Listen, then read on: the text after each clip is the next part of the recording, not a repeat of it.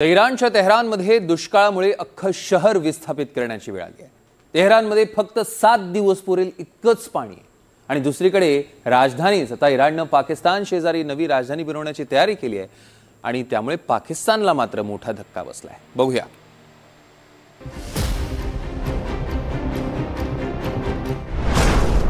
दुष्काळाचं कारण इराण राजधानी बदलणार।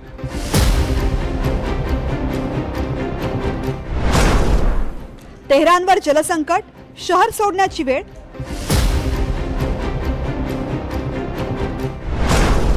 पावसाची कमतरता, रेशनिंगवर पाणी वाटणार। रेशनिंगवर गहू, तांदूळ, तेल, डाळी मिळालेल्या ऐकल्या असतील, पण इराणमध्ये पाणी रेशनिंगवर द्यावं लागेल असं इराण सरकारनं म्हटलंय आणि त्याचं कारण जलसंकट। इराणची राजधानी तेहरानमधील पाण्याचा साठा जवळपास संपुष्टात आलाय। अमीर कबीर धरण आणि शहराला पाणी पुरवठा करणाऱ्या जलाशयांनी तळ गाठलाय। इराणच्या अर्ध्याहून अधिक भागात गेल्या कित्येक महिन्यांमध्ये पाऊस पडलेला नाही। तेहरान आणि आसपासच्या शहरात पाऊस न पडल्यानं दिवसातून काही वेळ पाणी पुरवठा केला जातोय।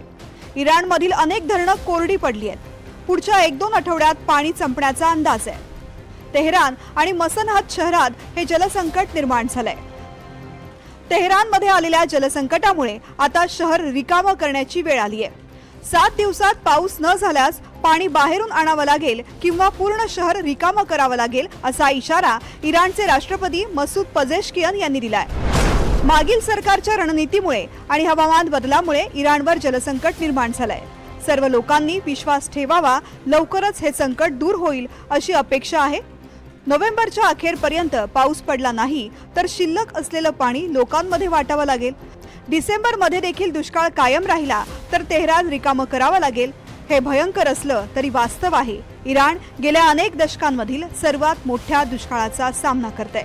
एक प्रकारे आसमानी संकटापेक्षा सुद्धा सुलतानी संकट हेच खऱ्या अर्थानं तेहरानच्या जलसंकटासाठी कारणीभूत आहे। तेहरानच्या एकूणच उपलब्ध पाण्यापैकी साधारणतः 90% पाणी हे शेतीसाठी त्या ठिकाणी वापरलं जातं आणि तिथले शेतकरी हे जास्तीत जास्त वॉटर इंटेन्सिव्ह क्रॉप्स म्हणजेच अशी पिकं ज्याच्यासाठी पाणी जास्त लागतं अशा पिकांकडे जे आहे त्यांचा विशेष भरणा आहे। तांदूळ असेल, गहू असेल, पिस्टॅचिओ असेल, त्याचबरोबर काकडी असे वेगवेगळ्या प्रकारची पिकं ते त्या ठिकाणी घेतात ज्याला पाणी जास्त प्रमाणामध्ये लागतं। तेहरान ही इराणची राजधानी। 1 कोटी लोक तेहरानमध्ये राहतात। जलसंकट दूर नाही झालं तर सगळ्यांना दुसऱ्या शहरात हलवावं लागेल। दुसरीकडे इराणचे सुप्रीम लीडर अयातुल्ला अली खेमेनी यांनी नवीन राजधानी वसवण्याचे संकेत दिलेत। पाकिस्तानच्या सीमेनजीक ही नवीन राजधानी बनवली जाईल असे संकेत खेमेनी यांनी दिलेत। मकरान प्रांतात इराणची राजधानी बनवण्याची चर्चा आहे। मकरान पाकिस्तानच्या सीमेच्या अगदी बाजूला आहे। याच मकरान प्रांतात इराणचं महत्त्वाचं चाबहार पोर्ट देखील आहे। या मकरान प्रांतात पाण्याची कमतरता देखील नाही। तेहरानच्या तुलनेत मकरान अधिक सुरक्षित आहे। मकरानवर हल्ला करणं तितकं सोपं नाहीये। मकरान हे तेहरान पासून जवळपास 1000 किलोमीटर दूरवर आहे। इराणची राजधानी तेहरानचं जलसंकट जर लक्षात घेतलं तर आता इराणच्या सरकारला तेहरान ही राजधानीचं ठिकाण त्या ठिकाणी बदलून इराणच्या दक्षिणेला असणाऱ्या मकरान प्रांताकडे शिफ्ट व्हावं लागणार आहे। जर खरोखरच इराणनं आपली राजधानी मकरान प्रांतामध्ये हलवण्याचा निर्णय त्या ठिकाणी घेतला तर त्याचे एकूणच क्षेत्रीय सुरक्षिततेवर त्याचबरोबर ट्रेड कनेक्टिव्हिटीच्या माध्यमातून वेगवेगळे परिणाम होणार आहेत। इराणच्या सदर्न कोस्ट म्हणजेच दक्षिणी तीरावर असणाऱ्या मकरान प्रांतामध्ये जर राजधानी निर्माण केली तर एक प्रकारे अरेबियन सीशी त्यांचा कॉन्टॅक्ट वाढणार आहे आणि त्याच्या माध्यमातून समुद्राच्या मार्गातून होणारी वाहतूक त्याचबरोबर समुद्राच्या मार्गातून होणाऱ्या व्यापारावर इराणचं सरकार हे विशेष लक्ष त्या ठिकाणी देऊ शकणार आहे। मकरान प्रांतात इराणकडून आता राजधानी बनवण्यासाठी जोरदार तयारी सुरू झाली आहे, पण यामुळे पाकिस्तानचं मात्र चांगलंच टेन्शन वाढलंय। इराणच्या निर्णयामुळे पाकिस्तानमध्ये चिंतेचं वातावरण निर्माण झालंय। इस्रायल आणि इराणमध्ये सातत्यानं तणावाचं वातावरण असतं। नुकताच इस्रायल आणि इराणमध्ये अणु चाचण्यांवरून युद्ध सुरू झालं होतं।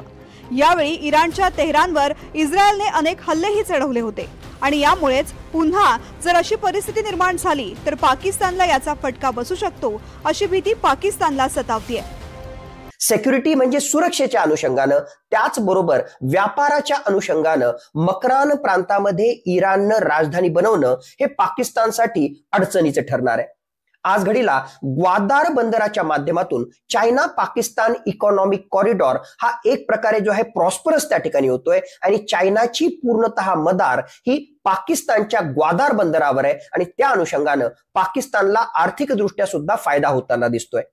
पण इराणनं मक्रान प्रांतामध्ये जर आपली राजधानी बनवली आणि त्या अनुषंगानं इन्व्हेस्टमेंट केलं तर नक्कीच अरेबियन समुद्राशी त्यांचा कॉन्टॅक्ट त्या ठिकाणी वाढणार आहे आणि ट्रेड रूट, ट्रेड कनेक्टिव्हिटी या पॉइंट ऑफ व्ह्यूने वेगवेगळ्या प्रकारचे ऑप्शन चायना त्याचबरोबर भारताला प्राप्त होणार आहेत. इराणकडे आता पावसाची वाट बघण्याशिवाय पर्याय नाहीये.